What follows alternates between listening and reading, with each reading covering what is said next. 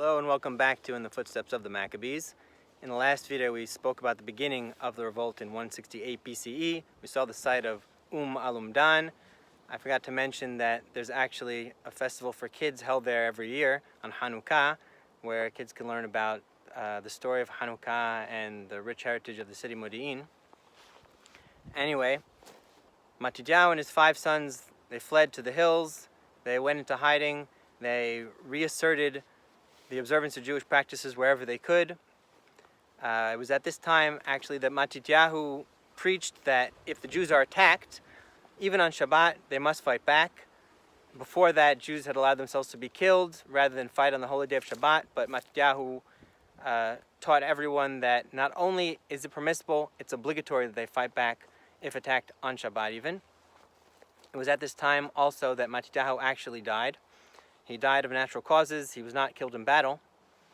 And before he died, he gave an inspiring speech to his sons and all of his followers.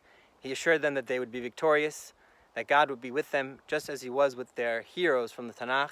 As long as they kept to the Torah and the Mitzvot, God would lead them to victory.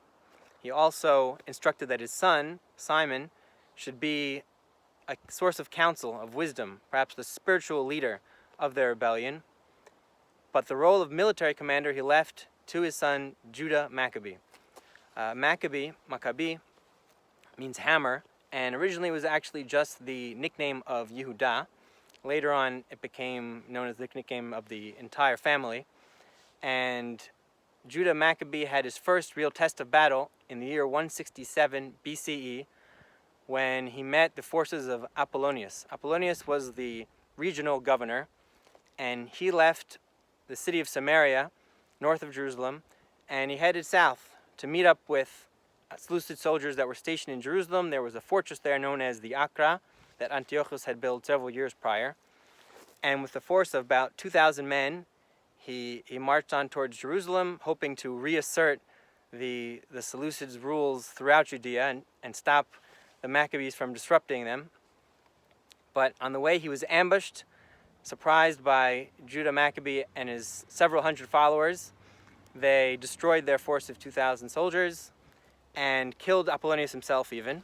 This was a tremendous boost of morale for the rebels, for the Maccabees, and it was after this that Antiochus sent them an even stronger attack, which we'll talk about in the next video.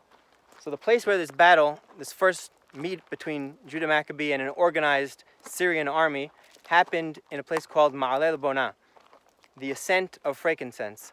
Frankincense is a type of spice. It was used in the temple, also used in the Mishkan.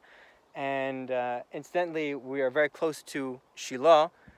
There's a yeshuv called Shiloh, and also the archaeological site where they discovered remains of the ancient city of Shiloh is really not far behind me on a hilltop over there.